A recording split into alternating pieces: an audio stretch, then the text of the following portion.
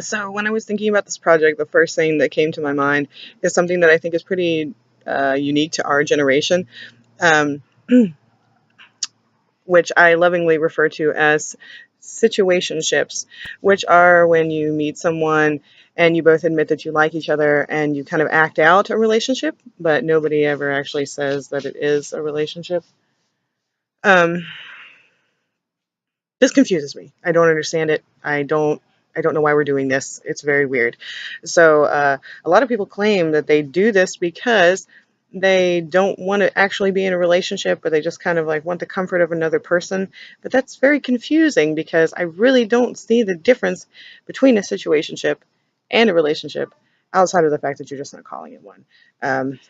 So I'm very unsure about this. So because I was unsure about it, I went on Facebook and I alerted my folk that I was doing this assignment and asked them to contact me and tell me about their stories if they had been in situations like this as well. And my inbox got flooded. I got about 25 stories in a couple of hours. And I picked about 9 to interview and just asked them some general questions about it.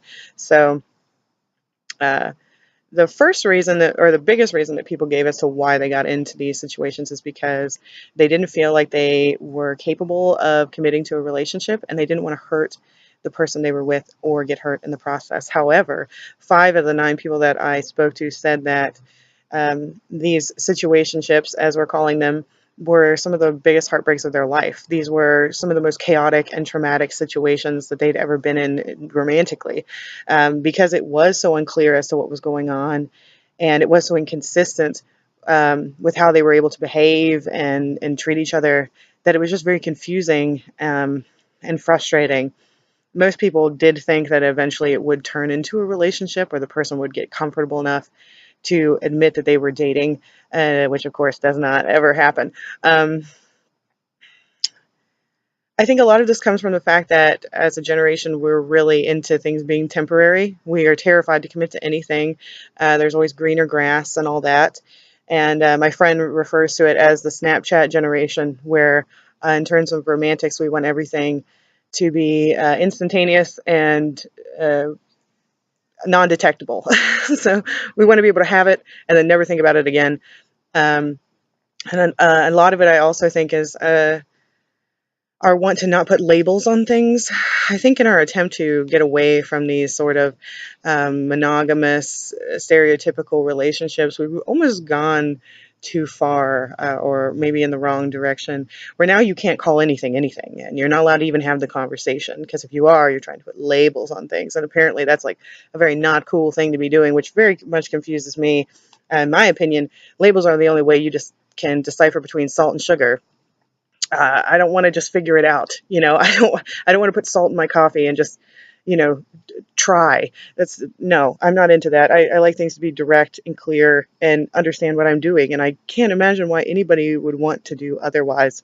Um, all of the people that I talked to said that these relationships are still affecting them today. They still affect their relationships that they pursue today, the way they view relationships, and how they interact in them. So in terms of not wanting to be committal, uh, uh, again, doesn't really make any sense because you're irreversibly affecting this person and yourself. Especially the people that said they initiated them. They seem to have a lot of problems with guilt and feeling sort of bad about the way that they handled the situation, even though at the time they didn't think that they could do anything differently. So yeah, I don't understand it. Just have the relationship. You are having the relationship, whether or not you think you are or not, or want to call it that. If you're eating food together, sleeping together, meeting each other's parents, for Christ's sake, you're dating. Just get over it. Just accept it and just date. I don't know what's so terrifying about that.